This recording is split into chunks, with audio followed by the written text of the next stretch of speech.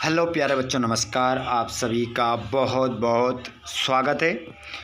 वार्षिक परीक्षा 2025 higher secondary मतलब कक्षा 12वीं मुख्य परीक्षा वार्षिक परीक्षा जो एमपी बोर्ड के सभी विद्यार्थी अपना पेपर देने वाले हैं। बच्चों, आप सभी को पता ही होगा, आप कैसे भूल सकते हैं पहले पेपर को जो आपका 25 फरवरी को है।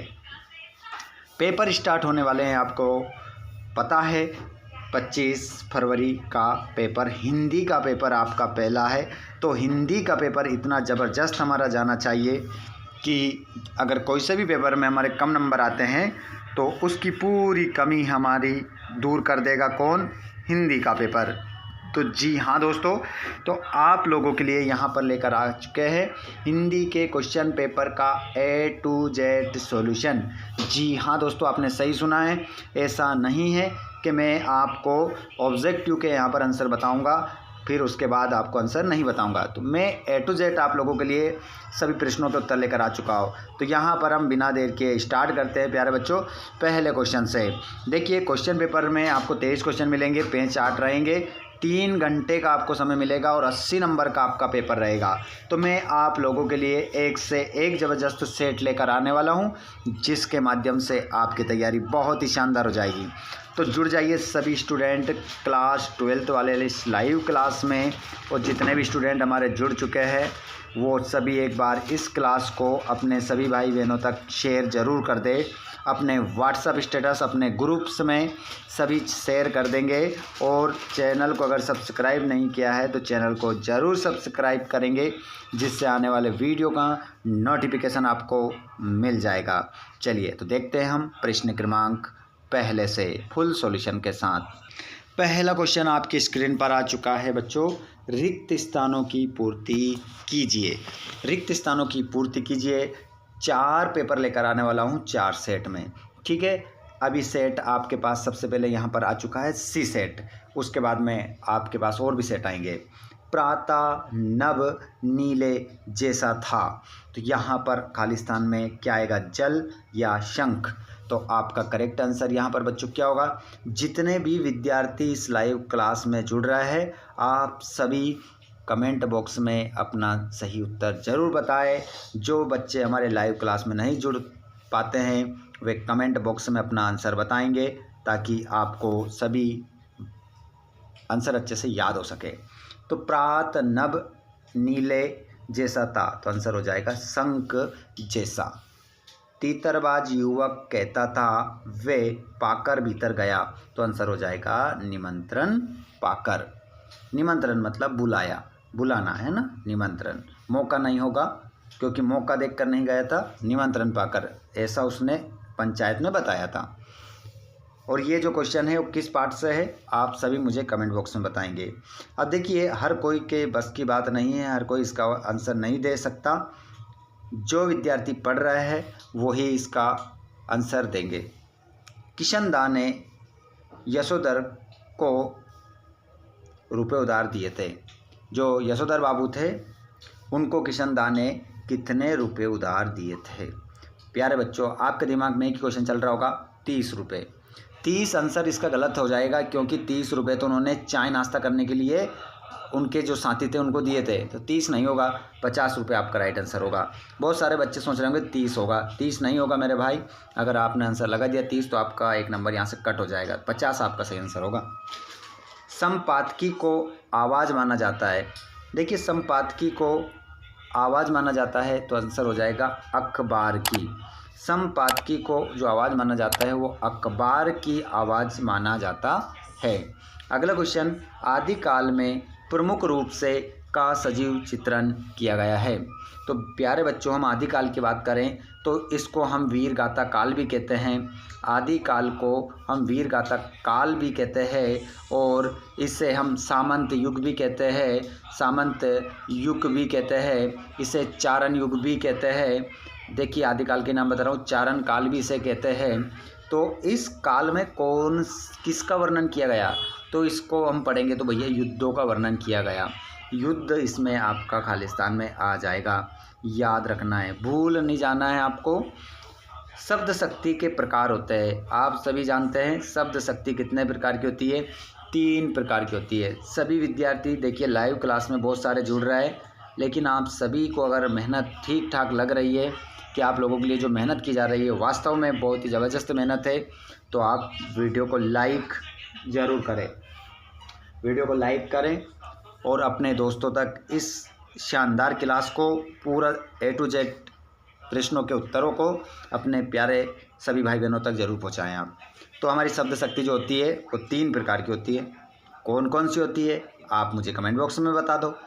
हर कोई नहीं बताएगा, जिन बच्चों को याद है वही बताएंगे। शब्द शक्ति 3 प्रकार की तो होती है, लेकिन उनका नाम क्या है कमेंट बॉक्स में लिख दो। चलिए आगे चलते हैं, हम प्रश्न नंबर 2 देखते हैं। किसकी गर्मी बाजार से अधिक सामान खरीदने पर विवश करती है? तो छाप के रख लो क्वेश्चन। यहाँ पर आंसर हो जाएगा मौसम की, दिमाग की, पैसे की, शरीर की। तो करेक्ट आंसर हो जाएगा पैसे की, पैसे की आपका आंसर हो जाएगा। शिरीष के फलों को देखकर द्विवेदी जी को किसकी याद आती है? तो देखिए शिरीष के जो फूल पाठ लिखा है हजारी प्रसाद द्विवेदी ने लिखा है, और शिरीष के फूल को देखकर उन्हें हमारे देश के नेताओं की याद आती है, जो कुर्सी को छोड़ते ही नहीं है, चिपके रहते हैं। युवा नेता आता है और उनको धक्का मारकर वहाँ से निकाल देता है। उसी प्रकार शिरीष के फूल भी अपने स्थान को नहीं छोड़ते हैं, दूसरे फूल आते हैं और वो उनको धक्का मारकर निकाल देते हैं। ये बात सोचकर उन्हें याद आती नेताओं की। तीसरा प्रश्न, घर की खुदाई में प्राप्त दाढ़ी वाले मूर्ति का नाम क्या था? तो देखिए यहाँ पर मोहनजोदड़ो नगर की खुदाई की बात हो रही है। वहाँ पर जब घर की खुदाई हुई, ज़मीन की खुदाई हुई, तो वहाँ से मूर्तियाँ निकली। तो उस मूर्ति का नाम क्या रखा गया था? तो ये याचक नरेश है। ये याचक नरेश आपका आंसर हो जाएगा। याचक नरेश हो जाएगा, ना कि योचक नरेश, ध्यान रखिएगा। करेक्ट आंसर आपका याचक नरेश ही रहेगा। अगला देखते हैं हम चौथा, रेडियो नाटक में विशेष महत्व होता है। देखिए बच्चों, अगर रेडियो में क्या चल रहा है, नाटक चल रहा है, तो आप ही समझिएगा सबसे महत्वपूर्ण योगदान किसका होता है? अभिनय का या भाषा का, पत्रों का नहीं होता है, इसका भी नहीं होता है, इसका भी नहीं होता है बच्चों। संवाद का क्या होता है? विशेष महत्व होता है रेडियो नाटक में। अगला प्रश्न है, सवैया छंद में वर्ण होते हैं। देखिए सवैया सिवैया है ना, सवैया, तो सवैया को याद रख लो आप, सिवैया किस किसने खाया कमेंट बॉक्स में बताना भैया। सिवैया, तो सिवैया आप जो खाते हैं, मैं बता रहा हूँ ट्रिक है ये याद करने की। तो भैया सिवैया जो है वो 22 से लेकर 26 रुपये की आती है। 22 की भी आती है, 23 की भी आती है, 24 की भी आती है, 25 की भी आती है, 26 की भी आती है। मतलब 22 से लेकर 26 रुपये तक की आती है। आपको कौन सी वाली खाना है? तो जब भी सवैया छंद में वर्ण पूछे तो कितने होते हैं? 22 से लेकर 26 होते हैं भैया, यही आंसर आपका हो जाएगा। हाँ बिल्कुल, आप सभी लाइव में चल रहा है, इसी प्रकार जुड़ते रहे। आप सभी का बहुत बहुत स्वागत है। इसी प्रकार वार्षिक पेपर की तैयारी अपनी करने के लिए आपका अपना चैनल है, इसको सब्सक्राइब ज़रूर करें। सभी स्टूडेंट एक बार चैनल को सभी सब्सक्राइब करेंगे जिसने नहीं किया है, और कोई भी स्टूडेंट 2 बार सब्सक्राइब नहीं करेगा। अगर आपने एक बार कर लिया, दूसरी बार करोगे तो अनसब्सक्राइब हो जाएगा भैया, इतना तो आप जानते ही हैं ना, क्योंकि हम ऐसे ही 12वीं में नहीं पहुंच गए हैं। सही है, कोई भी नहीं हंसेगा यहाँ पर। उत्पत्ति के आधार पर शब्दों के प्रकार होते हैं। बताइए बच्चों, लाइव क्लास में स्टूडेंट हमारे जवाब देंगे। उत्पत्ति के आधार पर शब्द के हमारे प्रकार होते हैं, बताइए 2, 3, 4, इनमें से कोई नहीं। तो यहाँ पर आपका करेक्ट आंसर हो जाएगा बच्चों, उत्पत्ति के आधार पर शब्दों के 4 प्रकार होते हैं। 4 प्रकार मतलब तद्भव और तद्भव, तत्सम, देशज और एक होता है विदेशज। ये 4 प्रकार के हमारे शब्द उत्पत्ति के आधार पर होते हैं। याद हो गए ना, अच्छी बात है। ठीक है, अगले क्वेश्चन को देख लीजिए। निम्नलिखित कथनों के समक्ष सत्य असत्य लिखना है। तो देखिएगा बच्चों, राष्ट्रभाषा के लिए संपर्क भाषा शब्द का प्रयोग किया जाता है, तो इसके लिए हम लिखेंगे पहले वाले के लिए सत्य। पहला हमारा क्या हो जाएगा? सत्य। सूर्योदय होने पर उषा का जादू टूटने लगता है, तो इसका आंसर भी आपका क्या होगा? सत्य हो जाएगा। बिल्कुल उषा का जादू टूट जाता है जब सूर्योदय होता है। लिख लो बच्चों यहाँ पर। आप लोगों के लिए चिंता ना करें, हिंदी की तैयारी इतनी बेस्ट से बेस्ट आपकी मैं करवा दूंगा।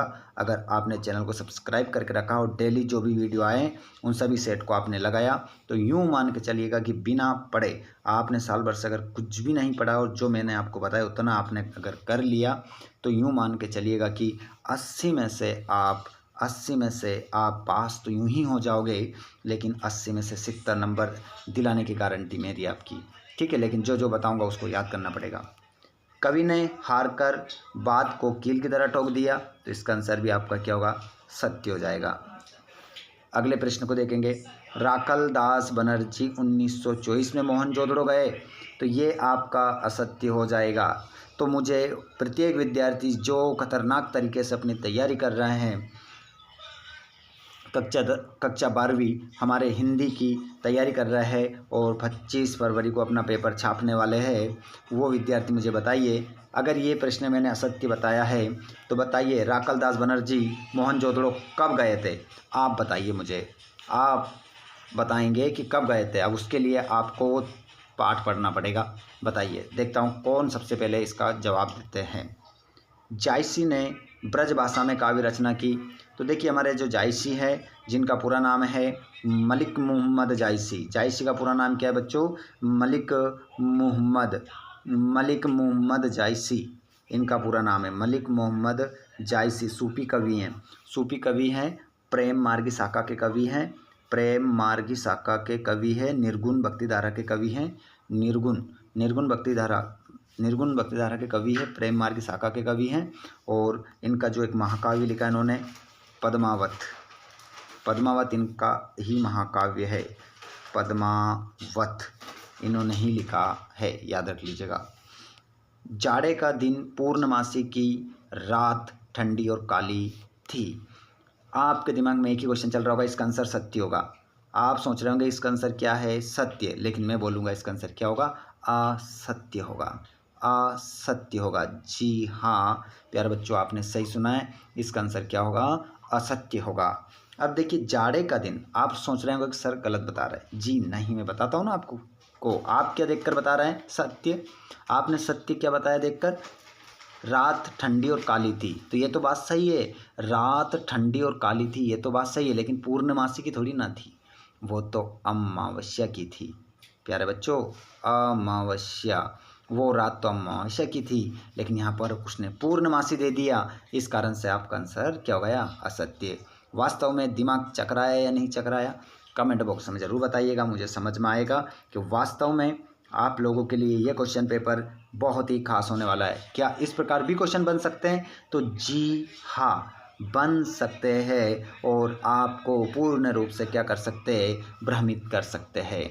तो आप चिंता ना करें, आप चिंता ना करें प्यारे बच्चों, आपको केवल क्या करना है? चिंतन करना है, और इन वीडियोस के माध्यम से आपकी तैयारी इतनी शानदार हो जाएगी कि आपसे बेस्ट तैयारी किसी और की ना रहेगी। चिंता ना करें। चलिए आगे बढ़ जाते हैं हम। सबसे पहले जोड़ी में एक याद रखना हमें बात, सबसे पहले जो क्वेश्चन हमें याद है उसको हम मिलाएंगे। देखिए, छायावाद के प्रवर्तक कौन है? जयशंकर प्रसाद। उषा पाठ किसने लिखा? शमशेर बहादुर सिंह। क्षितिज पर नहीं दिखती है, मान लो तुम्हें नहीं याद है तो छोड़ दो अभी। रेडियो नाटक में क्या होता है? तो देख लो इसमें भैया, रेडियो का जो नाटक होता है उसमें सीमित पात्र होता है, मिल गया। संक्षेपण का मतलब क्या होता है? स्पष्टता, शुद्धता, पूर्णता। आषाढ़ का एक दिन क्या है? नाटक। और आकाशदीप क्या है? कहानी। बचा क्या है? क्षितिज पर नहीं दिखती बादल की रेख। इस प्रकार से आप अपनी जोड़ी को मिलाएं और पूरे में से पूरे नंबर आप ले सकते हैं। आगे चलते हैं हम 5वें प्रश्न की ओर, जिसमें आपसे कह रहा है एक शब्द एक वाक्य में उत्तर देना है। खड़ी बोली हिंदी गद्य का प्रारंभ किस काल में हुआ? तो खड़ी बोली हिंदी गद्य का प्रारंभ किस काल में हुआ? तो इसका आंसर देखेंगे आप। तो यहाँ पर आप देखेंगे कि इसका आंसर आप क्या लगा देंगे? पहले वाले का आंसर भारतेंदु युग आप आंसर लगा देंगे। भारतेंदु युग आपका आंसर हो जाएगा। घटना स्तर से किसी खबर के सीधे प्रसारण को क्या कहते हैं? तो बच्चों इसको कहते हैं लाइव। लाइव आपका आंसर हो जाएगा। अगले क्वेश्चन को देखेंगे। जो कभी बूढ़ा ना हो उसे क्या कहते हैं? तो बच्चों जो कभी बूढ़ा ना हो उसे क्या कहते हैं? अजर। अजर आपका आंसर होगा। हाथी को हाँकने का लोहे का हुक क्या कहलाता है? तो उसे हम बोलते हैं बच्चों अंकुश। अंकुश आपका आंसर हो जाएगा। अंकुश आपका करेक्ट आंसर होगा। अगला क्वेश्चन, सूर्य शब्द का तद्भव रूप क्या होगा? सूर्य शब्द का तद्भव रूप क्या होगा? तो यहाँ पर बच्चों इसका तद्भव रूप की बात करें तो सूरज आपका आंसर होगा। सूरज लिखेंगे आप। और रसात्मकम वाक्यम काव्यम परिभाषा किसकी है?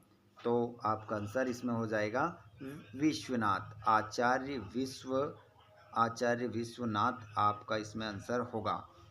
अगले क्वेश्चन को देखेंगे। अखबार की आवाज़ किसे कहते हैं? तो संपादकी। संपादकी की आवाज़ को अखबार की आवाज़ कहा जाता है। चलिए बच्चों, अब यहाँ पर हम क्वेश्चन जो हमारे छठा है इनमें से सभी के आंसर हम देखेंगे। क्वेश्चन देख लीजिए। अश्निपात से शापित उन्नत शतवीर पंक्ति में किसकी ओर संकेत किया गया है? और इसका तो वाला देख लीजिए। रस कच्चे पात्र से कवि का क्या आशय है? मैं आपको अभी जो आंसर बताने वाला हूँ उसमें छठा, सातवां, आठवां, नौवां और 10वां तक बताने वाला हूँ। ठीक है, 10वां भी हम देखेंगे, इनका आंसर भी देखेंगे, है ना। सभी स्क्रीनशॉट लेंगे और अपने आंसर को लिखेंगे। इंद्रसेना किसे कहा जाता था? उनका क्या कार्य था? बिल्कुल क्रम से बताऊंगा। छठा लिखा होगा, सातवां लिखा होगा, आठवां भी लिखा होगा, नौवां भी लिखा होगा, 10वां भी आपको लिखना है अच्छे से। लुट्टन ढोल की आवाज़ सुनते ही क्या करने लगता था? जूझ कहानी के आधार पर आनंद के स्वभाव की 2 विशेषताएं लिखिए। और मोहनजोदड़ो नगर की घर की क्या विशेषताएं थी? और विशेष लेखन से क्या आशय है? भाव पल्लवन किसे कहते हैं? और 10वां है मुहावरे लोकोक्ति में अंतर और राष्ट्रभाषा और राजभाषा में अंतर। तो 6 से लेकर आप इनका स्क्रीनशॉट ले लें पहले क्वेश्चनों का। अब आंसर मैं आपको बता रहा हूँ। यहाँ पर आप देख लेंगे छठे वाले प्रश्न का उत्तर यहाँ पर उन्नत हो जाएगा बस। ठीक है, उन्नत इस प्रकार से हम लिख देंगे, सही हो जाएगा हमारा शब्द। ये रहा आपका अश्निपात से शापित उन्नत शतवीर पंक्ति से कवि का आशय है कि जिस प्रकार बादल आसमान में अपनी गर्जना से पूंजीपति वर्ग के हृदय को झंझोर देते हैं और निम्न वर्ग उसके विपरीत हटकर खड़े रहते हैं, उसी प्रकार कवि बादल द्वारा बॉर्डर पर खड़े वीरों की ओर संकेत करते हैं जो पूरे साहस के साथ डटे रहते हैं। यहाँ पर आप देख सकते हैं दूसरा क्वेश्चन जो आपका 8वां है। कहानी के आधार पर आनंद के स्वभाव की कोई 2 विशेषताएं लिखना है। तो आनंद के स्वभाव की ये 2 विशेषता आप देख सकते हैं। आनंदा में पढ़ने लिखकर कुछ दिखाने का भरपूर साहस था। विपरीत परिस्थितियों में भी साहसपूर्वक, कठिनाइयों में भी अपने लक्ष्य के प्रति जागृत था। ठीक है, दूसरा ये रहा आपका 9वां। भाव पल्लवन जो था क्वेश्चन में वो है। और यहाँ पर ये रहा आपका 10वां। मुहावरे लोकोक्ति में अंतर। मुहावरा एक वाक्यांश होते हैं परंतु लोकोक्ति पूर्ण वाक्य होती है। मुहावरे में लक्षणा की प्रधानता होती है, वहीं लोकोक्ति में व्यंजना की प्रधानता होती है। ठीक है, ये हो गया। उसके बाद में अब क्वेश्चन देखेंगे हम। तो इन प्रश्नों के हमने क्या देख लिए? आंसर देख लिए। छठे का देख लिया, 7वां भी मैं बता दूंगा आगे आपको। ठीक है, 7वां रह गया है, आगे मिल जाएगा। उसके बाद में अब 11 से देखेंगे। निबंध किसे कहते हैं? रीतिकाल की 2 विशेषताएं लिखिए। शब्द गुण किसे कहते हैं? शब्द गुण के प्रकार लिखिए। शब्द शक्ति किसे कहते हैं? शब्द शक्ति के प्रकार लिखिए। तकनीकी शब्द किसे कहते हैं? 2 तकनीकी शब्द लिखिए। क्षेत्रीय शब्द किसे कहते हैं? 2 क्षेत्रीय शब्द लिखिए। सांग रूपक अलंकार किसे कहते हैं? उदाहरण सहित लिखिए। रुबैया छंद किसे कहते हैं? उदाहरण सहित लिखिए। 15 तक बताऊंगा 11 से, और नीचे ये 15 वाला देख सकते हैं। बिंब किसे कहते हैं? उदाहरण सहित समझाइए। विज्ञापन लेखन किसे कहते हैं? उदाहरण सहित समझाइए। अब इन सभी प्रश्नों के स्क्रीनशॉट ले लो और अब आंसर देख लो इनके। ये रहा आपका 11वां प्रश्न। रीतिकाल की जो विशेषताएं आपसे पूछी थी, 2 विशेषताएं, श्रृंगार प्रियता और अलंकार प्रियता। ठीक है, आगे देखते हैं 12वां प्रश्न। ये रहा आपका शब्द शक्ति किसे कहते हैं, शब्द शक्ति के प्रकार। तो देखिए, शब्द के अर्थ का बोध कराने वाली शक्ति शब्द शक्ति कहलाती है। शब्द शक्ति 3 प्रकार की होती है, अभिधा, लक्षणा, व्यंजना। ठीक है, अच्छे से स्क्रीनशॉट ले लें सभी इनका। और जिन बच्चों को हमारा टेलीग्राम चैनल ज्वाइन करना है, वो डिस्क्रिप्शन में लिंक है, आप टेलीग्राम से जुड़ जाइए। और अगर आपके पास टेलीग्राम पहले ही है तो सर्च कर सकते हैं, वहाँ पर चैनल का नाम, यूट्यूब चैनल का नाम सर्च कर लीजिए, टेलीग्राम आ जाएगा सरस्वती के लोगों के साथ। तकनीकी शब्द किसे कहते हैं, प्रश्न नंबर 13 में पूछ रहा है तकनीकी शब्द किसे कहते हैं। तो तकनीकी वे शब्द अंग्रेजी के टेक्निकल शब्द से हिंदी अनुवाद के रूप में प्रयोग किया गया है। पूरा आंसर लिखा है यहाँ पर, और तकनीकी शब्द यहाँ पर लिखे हैं। आगे चलते हैं हम, प्रश्न नंबर 14, सांग रूपक अलंकार। जहाँ किसी उपमेय के अंगों पर उपमान के अंगों का आरोप होता है, वहाँ सांग रूपक अलंकार होता है। यह रूपक अलंकार का ही एक रूप माना गया है। उदाहरण आपके सामने लिखा है। ठीक है, अच्छे से याद कर लीजिएगा। 15वां प्रश्न हमारे स्क्रीन पर आ गया है। 15 प्रश्न क्रमांक, उसका उत्तर, विज्ञापन किसे कहते हैं। ठीक है, तो यहाँ पर आप देखेंगे कि विज्ञापन का अर्थ है किसी वस्तु का ज्ञापन, प्रचार करना। जब किसी वस्तु के गुणों एवं उसकी सभी आवश्यकताओं का प्रसार किया जाए, वह विज्ञापन कहलाता है। विज्ञापन के लिए लिखा गया लेख विज्ञापन लेखन कहलाता है। उसके बाद में 16 से अब हम क्वेश्चन देखेंगे, उसके बाद में ये देखेंगे। क्वेश्चन नंबर 16 में बहु विस्तार करना है हमें। जन्मभूमि स्वर्ग से महान है, और चिड़िया के घोंसले के बारे में भाई बहन के बीच बातचीत मतलब संवाद लिखना है। यहाँ पर 3 नंबर के प्रश्न आएंगे। अब 16 से आपके 3 नंबर के 4 नंबर के स्टार्ट होंगे। तो 16वां, 17वां, 18वां, धर्मवीर भारती और आचार्य प्रसाद द्विवेदी के बीच में क्या लिखना है, दोनों में से एक का लिखना है। साहित्यिक परिचय निम्न बिंदुओं के आधार पर। 2 रचनाएं, भाषा शैली, साहित्य में स्थान। और तुलसीदास और सूर्यकांत त्रिपाठी निराला में से दोनों में से एक का लिखना है। 2 रचनाएं, भावपक्ष, साहित्य में स्थान। आइए तो हम देख लेते हैं। और ये क्वेश्चन नंबर, इसमें हमें अपठित गद्यांश है, इसका आंसर भी मैं बता दूंगा। जैसे कि ये आप देख लीजिए, तो अभी आंसर भी लिखा हुआ हम देख ही लेंगे। ये 5 प्रश्न है इसमें। सरल का विलोम तो कठिन हो ही जाएगा, आप जानते हैं सरल का विलोम कठिन। तो मनुष्य का जीवन कैसा हो जाता है, इसमें पढ़कर आंसर देना है, पर मैं लिखे हुए बता दूंगा आपको। ठीक है, 19 तक हम देख लीजिए, देख लेते हैं, फिर 20 का हम देखेंगे। यहाँ पर देख सकते हैं प्रश्न नंबर 16 का आंसर, चिड़िया के घोंसले पर भाई बहन का संवाद। तो बहन, ये भाई, बहन कहती है भैया ये चिड़िया पेड़ों पर घोंसले का निर्माण क्यों करती है, वह तो अनायास कहीं भी रह सकती है। भाई, अरे बहन, जिस प्रकार मनुष्य को अपना जीवन व्यतीत करने के लिए किसी निश्चित स्थान की आवश्यकता है, उसी प्रकार चिड़िया भी अपने परिवार के साथ घोंसले में रहना पसंद करती है। ठीक है, तो इस प्रकार संवाद आप लिख सकते हैं। ठीक है, और 3 नंबर यहाँ से अपने पक्के कर सकते हैं, पढ़ सकते हैं आप इस संवाद को। उसके बाद में 17 मैंने बोला था आप लोगों से, ये 17 के आंसर है। 2 रचनाएं किसकी हैं, तुलसीदास जी की, रामचरितमानस, विनय पत्रिका। भावपक्ष उनका लिखा है यहाँ पर। तुलसीदास राम भक्ति शाखा के प्रमुख कवि हैं। उनके काव्य रचनाओं में राम के आदर्श एवं संस्कारों का ही रूप देखने को मिलता है। और उसके बाद में यहाँ कला पक्ष देख सकते हैं, अवधी भाषा का प्रयोग किया है। ये साहित्य में स्थान देख सकते हैं। और ये 18वां आ गया हमारा। आचार्य प्रसाद द्विवेदी का यहाँ पर जीवन परिचय है। कानुप्रिया ठंडालोवा, ये इनकी रचना है। यहाँ पर आप देखेंगे, देखो ये कानुप्रिया और ठंडालोवा, इसको आप क्या कर लेंगे, काट लेंगे, क्योंकि यहाँ पर आप जो देखेंगे आचार्य प्रसाद द्विवेदी के अगर हम जीवन परिचय लिख रहे हैं तो यहाँ पर ये दोनों रचनाएं नहीं चलेगी, क्योंकि हमने धर्मवीर भारती का जीवन परिचय नहीं लिख रहे हैं। हमारे सिलेबस में धर्मवीर भारती भी है, और हमने किसकी रचना लिख दी, धर्मवीर भारती की लिख दी है। और हमने यहाँ पर हेडिंग में क्या डाल रखा है, आचार्य प्रसाद द्विवेदी डाल रखा है। तो यहाँ पर रचना, इसकी जगह हम लिख देंगे कुटज लिख सकते हैं। बाण भट्ट की आत्मकथा लिख सकते हैं, बाण भट्ट की आत्मकथा। या फिर हम लिख सकते हैं, ये दोनों रचना नहीं लिखेंगे आप, गलती से वो यहाँ पर लिखा गई है, यह आप लिखेंगे दो रचना मैंने बोल दी है, या फिर आप लिखेंगे शिरीष के फूल, या फिर आप लिखेंगे अशोक के फूल। 4-5 रचना मैंने बोल दी है, इनमें से 2 रचना आपको यहाँ पर लिखना है, ठीक है, अशोक के फूल। उसके बाद में यहाँ पर आप भाषा देख लेंगे उनकी, और यहाँ पर शैली और साहित्य में स्थान ये रहा। उसके बाद में 19वां प्रश्न मैंने आपको बताया था। पहला क्वेश्चन मानव जीवन, दूसरा ये रहा, और तीसरा ये नीचे देख लेते हैं, चौथा भी और 5वां भी 3 नंबर का था। अब 20वें वाले प्रश्न का उत्तर हम अभी देखते हैं। 20वां प्रश्न आपकी स्क्रीन पर है। संदर्भ प्रसंग सहित व्याख्या करना है, तो इनमें से दोनों को देख लीजिए। ये तो हमारा बादल राग पाठ से लिया गया है, ठीक है, और ये हमारा लक्ष्मण मूर्छा और राम का विलाप पाठ से लिया गया है, तुलसीदास ने लिखा है इसको, सूर्यकांत त्रिपाठी निराला ने लिखा है। 21वां प्रश्न है, जिसमें भी संदर्भ प्रसंग करना है, ये हमारे पहलवान के ढोलक से लिया गया है, फणीश्वर नाथ रेणु,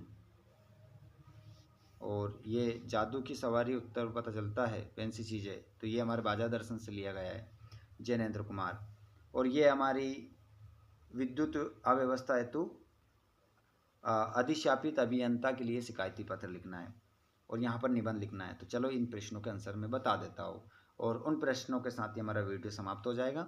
अगर आपको वीडियो अच्छा लगे तो सभी प्यारे स्टूडेंट, अपने भाई बहनों को आप इस वीडियो को ज़रूर शेयर करें, और चैनल को सब्सक्राइब करके रखें ताकि आपको हर एक वीडियो मिल सके।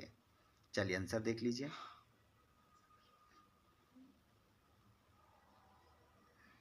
देखिए बच्चों, ये रहा आपका प्रश्न नंबर 20 का आंसर। कौन से वाले का? तव प्रताप उर्फ पवन कुमार, इसका संकेत बना हुआ है यहाँ। संकेत बनाना है पहले आपको अच्छे से। पहले के 3 शब्द ले लिए, पीछे के 2 शब्द ले लिए, संकेत बन गया। संदर्भ ये लिखा है, प्रस्तुत पद्यांश हमारी पाठ्य पुस्तक आरो बागदो के पद्यखंड के राम लक्ष्मण मूर्छा और राम का विलाप पाठ से लिया गया है। इसके कवि तुलसीदास जी हैं। यहाँ पर आपका प्रसंग रहा, यहाँ पर आपका भावार्थ रहा, देख सकते हैं आप, और नीचे काव्य सौंदर्य भी लिख दिया, काव्य सौंदर्य भी आपको लिखना है। उसके बाद में 21वें वाले प्रश्न, एक बार वे दंगल, दंगल मतलब वो पहलवान की ढोलक वाला पाठ, तो यहाँ पर लिख दिया प्रस्तुत गद्यांश हमारी पाठ्य पुस्तक आरो बाग 2 के पाठ पहलवान की ढोलक से संकलित है। इसके लेखक फणीश्वर नाथ रेणु हैं। प्रसंग देख सकते हैं, और ये हमारा व्याख्या, आप स्क्रीनशॉट ले लेना या पढ़ सकते हैं, कोई दिक्कत नहीं है। अभी भी हमारा वीडियो 30 मिनट का लगभग हो जाएगा, तो अगर आपको पूरा पढ़ के बताऊंगा तो आधे घंटे 1 घंटे की क्लास, आधे घंटे क्लास 1 घंटे में बदल जाएगी। ये रहा प्रश्न क्रमांक 22, जिसमें एप्लीकेशन लिखना है। तो इस एप्लीकेशन को हम कैसे लिखेंगे यहाँ पर देख सकते हैं आप। श्रीमान प्रति श्रीमान अभिशासित अभियंता महोदय, ब्यावरा राजगढ़ मध्य प्रदेश, अनियमित विद्युत व्यवस्था हेतु आवेदन पत्र, और इस प्रकार से लिखकर आप पूरे में पूरे नंबर लेकर आ सकते हैं। उसके बाद में निबंध देख सकते हैं, यहाँ पर्यावरण की समस्या पर निबंध देख सकते हैं आप। तो ये रहा आपका निबंध। पहले आपको रूपरेखा बनाना है, प्रस्तावना, प्रदूषण के प्रकार, प्रदूषण से होने वाली समस्या, प्रदूषण से होने वाली समस्या का समाधान, उपसंहार। उसके बाद में ये पूरा निबंध आपको स्क्रीनशॉट ले लेना है, अगर आपको याद नहीं है तो। देख सकते हैं पूरा निबंध। ये क्लास हमारी समाप्त होने वाली है। आप सभी जितने भी ऐसे विद्यार्थी है, जो 7वां प्रश्न छूट रहा था उसका आंसर ये रहा, ठीक है। बच्चों की एक मंडली जो नंग धड़ंग मेंढक की तरह उछल कूद करती थी, उसका ये आंसर रहा आपका, ठीक है। तो ये आपका पूरा हो चुका है। वीडियो अधिक से अधिक बच्चों तक पहुंचना चाहिए, ये आप सभी की जिम्मेदारी है। अगर आपको हमारी मेहनत पसंद आ रही है तो वीडियो को लाइक तो करें ही सभी, साथ में चैनल को सब्सक्राइब करके रखें ताकि आपको आने वाले वीडियो का नोटिफिकेशन मिल सके। धन्यवाद बच्चों, थैंक्स फॉर वाचिंग। जय हिंद, वंदे मातरम। पढ़ते रहें, अच्छे से अपनी तैयारी करते रहें।